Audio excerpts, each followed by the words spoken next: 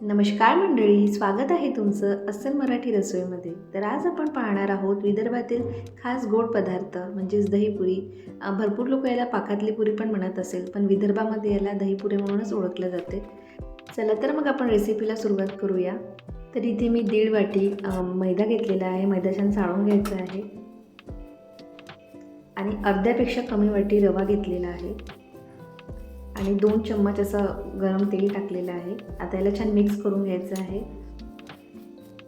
छान एकजीव असं मिक्स करून घ्यायचं आहे. आता यामध्ये आपल्याला थोडं थोडं दही घालून छान असं मळून घ्यायचं आहे. जसं आपण चपातीला पीठ असं मळतो ना, त्याच प्रकारे याला पण असं सॉफ्ट मळून घ्यायचं आहे. लागेल त्याच्याप्रमाणे दही घालून मळायचं आहे. एकाच वेळेस पूर्ण दही टाकायचं नाही आहे.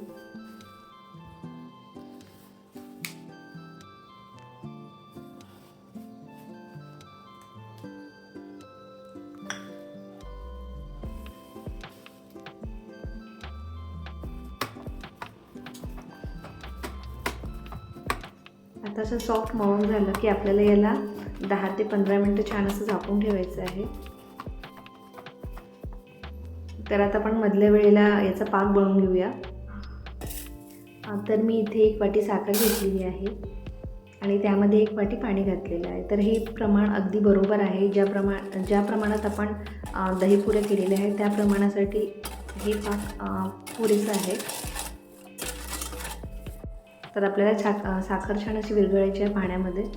तर या पाकला फक्त 10 मिनटं लागतात. आपल्याला एकतारी पाक करायचा आहे. त्यामध्ये 1 चमचा मी वेलची पूड टाकलेला आहे आणि ड्रायफ्रूट्स टाकलेले आहे. तर मध्यम आचेवर आपल्याला हा पाक होऊ द्यायचा आहे. 10 ते 12 मिनटामध्ये आपला पाक तयार होऊन जातो.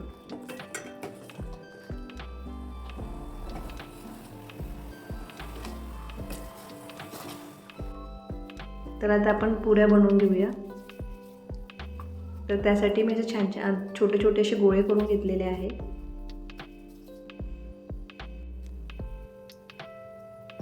आणि छान अशा आपल्याला पुऱ्या जशा आपण लाटून घेतो तसेच याला पण लाटून घ्यायचं आहे.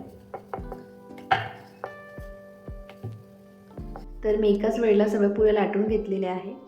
तर चला आता एक एक करून आपण पुरी तळून घेऊया.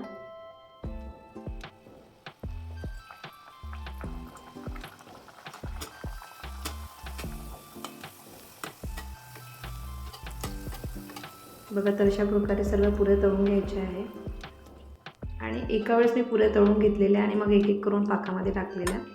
तर आता बघा, असं पाकामध्ये हे करून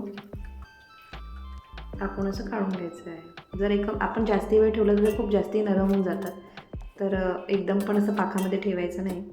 झाल्या तर आपल्या झटपट अशा दहीपुऱ्या तयार. तर दहीपुऱ्या बनवायला आपल्याला जास्ती वेळ लागत नाही. जास्तीत जास्त अर्धा तास लागतो आणि सणासुदीला बनवायला खूप छान असं गोड पदार्थ आहे. तर ही रेसिपी तुम्हाला कशी वाटली तर कमेंटमध्ये सांगा आणि जर आवडली असेल तर लाईक, शेअर आणि सबस्क्राईब करायला मात्र विसरू नका. चला तर मग परत भेटूया अशाच एका नवीन रेसिपीसोबत. धन्यवाद.